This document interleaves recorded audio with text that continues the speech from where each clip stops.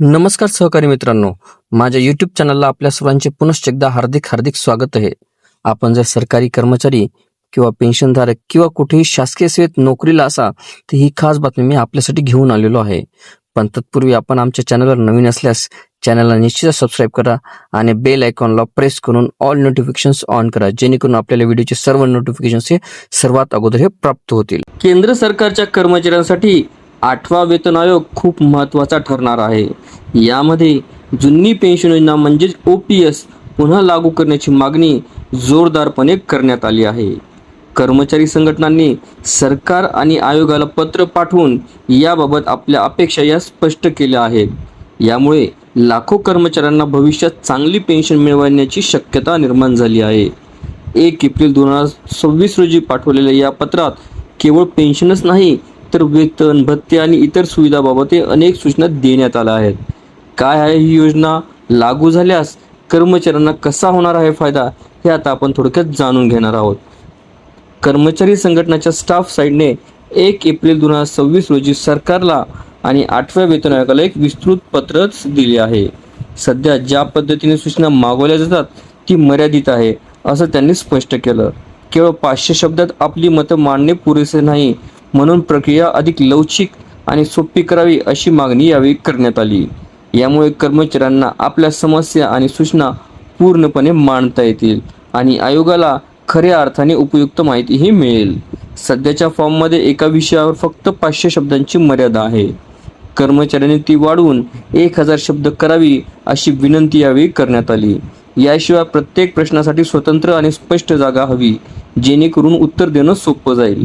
सध्या एकाच फॉर्ममध्ये सर्व प्रश्नांची उत्तरे द्यावी लागतात, ज्यामुळे गोंधळ निर्माण होतो. ही पद्धत बदलल्यास कर्मचारी आपल्या मताचा पूर्ण फायदा घेऊ शकणार आहे. सर्वात मोठी आणि महत्त्वाची मागणी म्हणजे जुनी पेन्शन योजना ही पुन्हा सुरू करणं.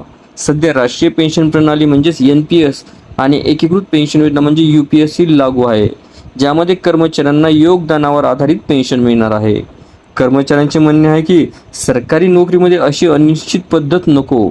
जुनी पेन्शन योजना लागू झाली तर निवृत्तीनंतर निश्चित आणि चांगली पेन्शन मिळेल, ज्यामुळे कर्मचाऱ्यांना आर्थिक सुरक्षा सुद्धा मिळणार आहे. पेन्शन घेणाऱ्या ज्येष्ठ नागरिकांच्या समस्या दूर करण्यासाठी आयोगाने स्वतंत्र विभाग तयार करावा अशी मागणी यावेळी करण्यात आली. पेन्शनमध्ये सुधारणा, समानता आणि इतर सुविधा याबाबत वेगळ्या चर्चा हव्यात. यामुळे पेन्शनधारकांना आपल्या अडचणी सहज सांगता येतील आणि त्यावर लवकरच तोडगा सुद्धा निघेल अशी अपेक्षा यावेळी व्यक्त करण्यात आली. महिला कर्मचाऱ्यांच्या सुरक्षेसाठी प्रसूती सुट्टीसाठी, मासिक पाळीची सुट्टी आणि बालसंगोपन सुट्टीसाठी विशेष तरतूद हव्यात असं स्पष्टपणे सांगितलं. तसेच प्रत्येक विभागाची स्वतंत्र समस्या असते, म्हणून विभाग विशेष सूचना देण्याची सोयही करावी. यामुळे सर्व कर्मचाऱ्यांना त्यांच्या कामाच्या ठिकाणी योग्य वातावरण सुद्धा मिळणार आहे. सूचना पाठवण्याची अंतिम तारीख 31 मे 2026 पर्यंत वाढवावी अशी मागणी यावेळी करण्यात आली. याशिवाय फाईल अपलोड करण्याची मर्यादा 2 MB वरून 10 MB करावी आणि केवळ ऑनलाईन नव्हे तर ईमेल किंवा ऑफलाईन पद्धतीने सूचना पाठवण्यात याव्यात अशी मागणी यावेळी करण्यात आली. यामुळे सर्व संघटनांना पुरेसा वेळ मिळून पूर्ण तयारीने आपले मत मांडता येणार आहे.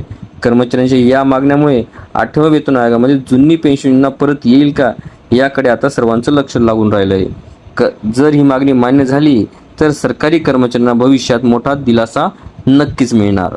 आपल्याला व्हिडिओ आवडले असल्यास चॅनलला नक्कीच लाईक, शेअर आणि कॉमेंट्स करायला विसरू नका. तसेच चॅनलला ऑल नोटिफिकेशन्स ऑन करून सबस्क्राईब करा, जेणेकरून व्हिडिओचे सर्व नोटिफिकेशन्स आपल्याला सर्वप्रथम मिळतील. लवकरच आपण पुढच्या व्हिडिओमध्ये भेटूया. तोपर्यंत नमस्कार.